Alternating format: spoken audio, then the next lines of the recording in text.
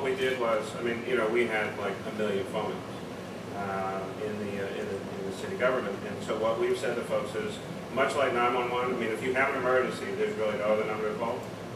Non-emergency, you want to contact us, we dubbed it as your new connection to City Hall.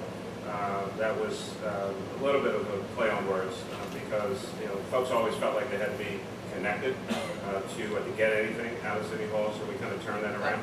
So you have one number to remember. You want to get in touch with somebody? Call 311. So I mean, I've been in government for a long time. I had a lot of numbers memorized, and I've actually started to forget them because now people walk up to me and say, I need to get in touch with so-and-so, call 311. So that is your customer service line into the city government, and they'll either answer your question. They've got everyone has terminals.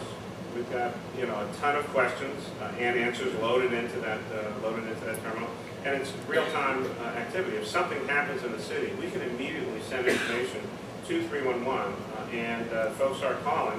You know, lights are out. What happened? About, oh no, a transformer blew up, and you know we're working on it, or Pico's doing it, or you know something. So I mean, it really has helped people and cut down on I mean, what I always hated, of course, about government is, you know, you call this number, you get transferred to this number, to that number, to the other number, and literally, if you keep at it long enough, you'll be back at the first number you started with. I mean, that drove me insane. So, I mean, I'm insane for a lot of other reasons, but that was one of them. Yeah. Thank you. Yes, sir. There are other companies who will help you with the energy theme. Maybe it's appropriate that we call 311 and make a pitch. Well, you could do that, but you know, they're only going to take you so far on the 311. If you really want to, if you're interested in an energy conversation, the person you really want to talk to is our Deputy Mayor for Transportation and Utilities, Ryan Cutler. He used to work at PennDOT. And that's probably where you want to start that discussion. Yes, sir. Wireless Philadelphia, echoing people's status? Well, Wireless Philadelphia, as we knew it, which was, wow. Maybe I should have had lunch. The company that, not WorldCom, that's a totally different scandal, but Earthlink. Right? So Earthlink started that, and they really expanded, and that was going to be the thing. And of course, you know, that whole thing fell apart. We recently, actually at a really good price, bought all of that infrastructure, and we're using it for our own purposes, and we're going to eventually connect a bunch of our outdoor video surveillance camera system into that, and also use it for internal communications and as a bit of a backup to the system we have. And the price for us did not be better. So we eventually salvaged that whole operation, but it eventually kind of fell apart. I mean, the business model just wasn't going to work. Yes, sir. I'm sorry. Last fall we had. Give me a little more of that outdoor voice. Sure.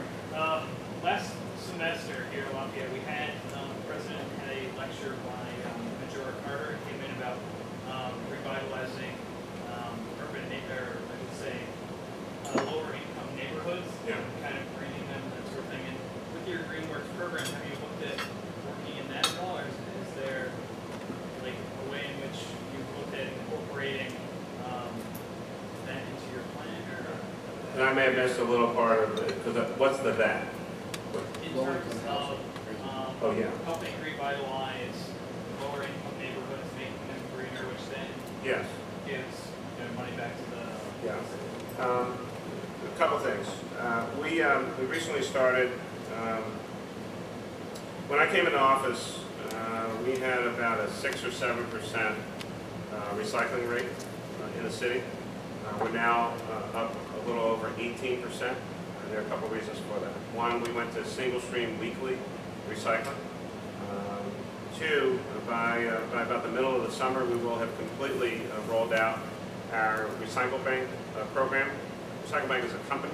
They now have a contract with the city, started in Philadelphia. So if you sign up for Recycle Bank, they send you in the mail a little sticker that has a barcode on it. We've retrofitted our sanitation vehicles, our recycling trucks, and they calculate how much recycling you've put in. What then happens is, on an area basis, not just you individually, but in a neighborhood basis, they calculate the total amount of recycling for that community. And what people get back in the mail is discount coupons and cards for stuff that you would normally buy. So for us, it's a triple win. And then I'm going to talk about housing in a second. We spend about $65 a ton for trash to go to a landfill. Last year, we actually had to pay companies to take our recycling. This year, companies are paying us $25.89 a ton for our recycled materials. So that's one of the reasons why we're so big on recycling. We save money on landfill costs, we make money on the recycling side, but now with Recycle Bank, citizens actually get some benefit as well. Part of the program with the cool roofs was actually about neighborhoods. We're also looking to plant over time 300,000 trees in the city of Philadelphia, which also, of course, helps to clean the air and lower. When you get a good tree canopy going on, it actually lowers the temperature in communities. There was a Wharton School study that also showed that there's an increase in property values where you have a significant amount of tree cover as well as open space. So we believe that green, putting aside the color of money and love for the environment, we think that's actually a neighborhood thing.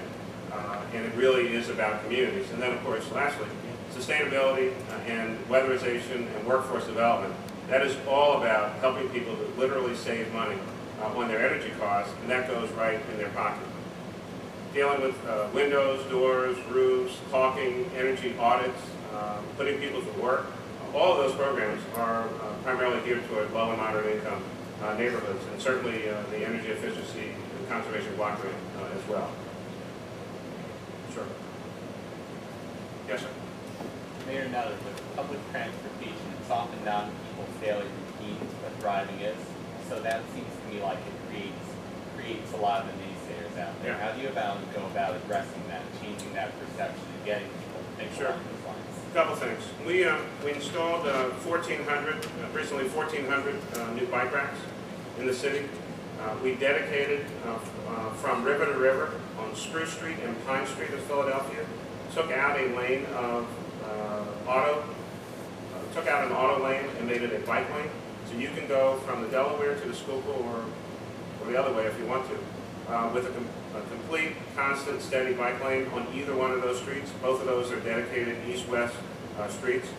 Philadelphia has approximately 10,000 people who use a bike to commute to work. We have the highest percentage of people who bike to work of any of the major cities in the United States of America. So we're a very well-known bike-friendly city.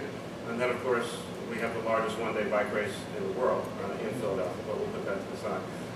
So we think that bikes, I think in September, the HeadCat program starts up in the city. So we think that whether it's, again, for health purposes, energy purposes, cleaning the air purposes, increasingly we're focused on bikes and bike trails all over the city, both on the street and off-road.